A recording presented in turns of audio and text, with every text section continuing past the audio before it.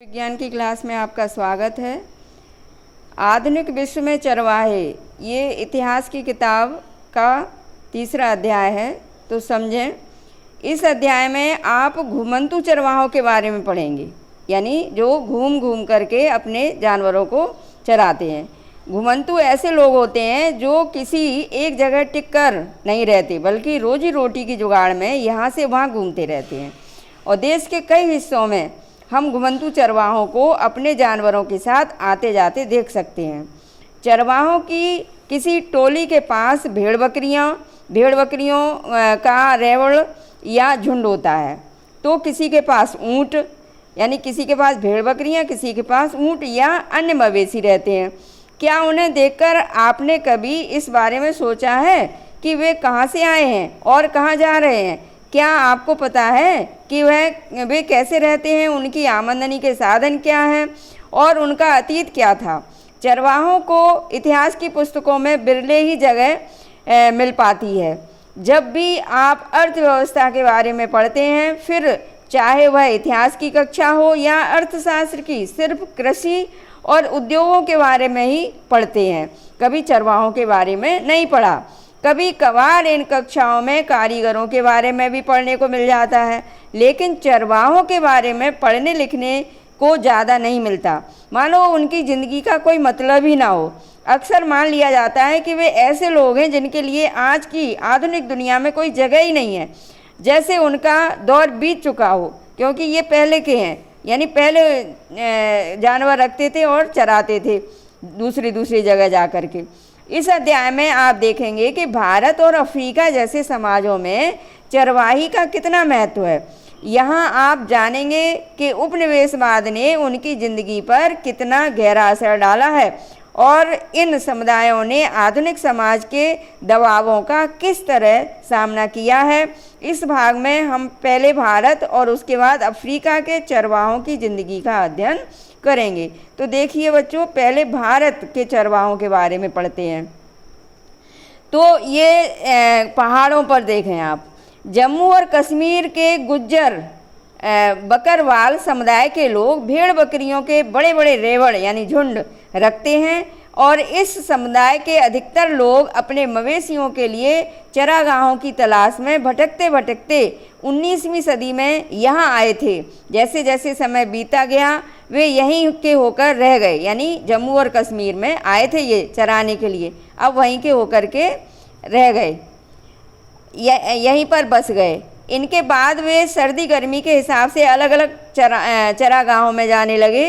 जाड़ों में जब ऊंची पहाड़ियां बर्फ़ से ढक जाती हैं, तो वे शिवालिक की निचली पहाड़ियों में आकर डेरा डाल लेते हैं। जाड़ों में निचले इलाकों में मिलने वाली सूखी झाड़ियां ही उनके जानवरों के लिए चारा बन जाती हैं। अप्रैल के अंत तक वे उत्तर दिशा में जाने लगते हैं। गर्मियों के चरागाहों के लिए इस सफ़र में कई परिवार काफिला बनाकर साथ साथ चलते हैं। वे पीर पंजाल के दर्रों को पार करते हुए कश्मीर की घाटी में पहुंच जाते हैं। जैसे ही गर्मियां शुरू होती, जमी हुई बर्फ़ की मोटी चादर पिघलने लगती और चारों तरफ हरियाली छा जाती। इन दिनों में यहाँ उगने वाली तरह तरह की घास से मवेशियों का पेट भी भर जाता था और उन्हें सेहतमंद खुराक भी मिल जाती थी। सितंबर के अंत में बकरवाल एक बार फिर अपना बोरिया बिस्तर समेटने लगते और इस बार वे वापस अपने जाड़ों वाले ठिकाने की तरफ नीचे की ओर चले जाते। तो ये क्रम उनका चलता रहता है। जब पहाड़ों की चोटियों पर बर्फ़ गिरने लगती है, तो वे निचली पहाड़ियों की ओर शरण में चले जाते हैं और गर्मी में वो अपने पहाड़ों पर आ जाते हैं। पास के ही पहाड़ों में चरवाहों का एक और समुदाय रहता था। हिमाचल प्रदेश के इस समुदाय को गद्दी कहते हैं। ये लोग भी मौसमी उतार चढ़ाव का सामना करने के लिए इसी तरह सर्दी गर्मी के हिसाब से अपनी जगह बदलते रहते थे। वे भी शिवालिक की निचली पहाड़ियों में अपने मवेशियों को झाड़ियों में चराते हुए जाड़ा बिताते थे। अप्रैल आते आते वे उत्तर की तरफ चल पड़ते थे और पूरी गर्मियाँ लाहौल और स्पीति में बिता देते। जब बर्फ़ पिघलती और ऊंचे दर्रे खुल जाते, तो उनमें से बहुत सारे ऊपरी पहाड़ों में स्थित घास के मैदानों में जा पहुंचते थे। सितंबर तक वे दोबारा वापस चल पड़ते थे। वापसी में वे लाहौल और स्पीति के गांव में एक बार फिर कुछ समय के लिए रुकते। इस बीच वे गर्मियों की फसलें काटते और सर्दियों की फसलों की बुवाई करके आगे बढ़ जाते। यहाँ से वे अपने रेवड़ यानी अपने झुंड को लेकर के शिवालिक की पहाड़ियों में जाड़ों वाले चरागाहों में चले जाते और अगली अप्रैल में भेड़ बकरियां लेकर वे दोबारा गर्मियों के चरागाहों की तरफ रवाना हो जाते। आइए अब जरा और पूर्व की तरफ चलें। गढ़वाल और कुमायूं के गुज्जर चरवाहे सर्दियों में भावर के सूखे जंगलों की तरफ और गर्मियों में ऊपरी घास के मैदानों बुग्याल की तरफ चले जाते थे और इनमें से बहुत सारे हरे भरे चरागाहों की तलाश में 19वीं सदी में जम्मू से उत्तर प्रदेश की ओर पहाड़ियों में भी आए थे और बाद में यहीं पर बस गए।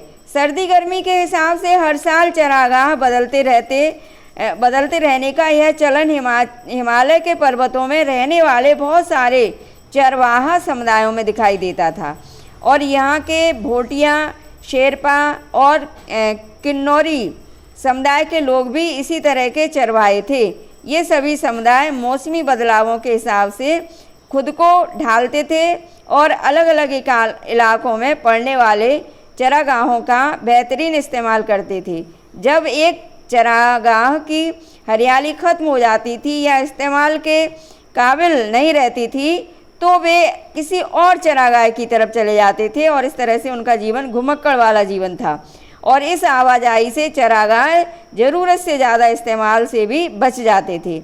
यानी उतना ही उन्होंने चराया फिर आगे बढ़ गए और उनमें दोबारा हरियाली व ज़िंदगी भी लौट आती थी। बच्चों, आज की क्लास यहीं समाप्त होती है। धन्यवाद।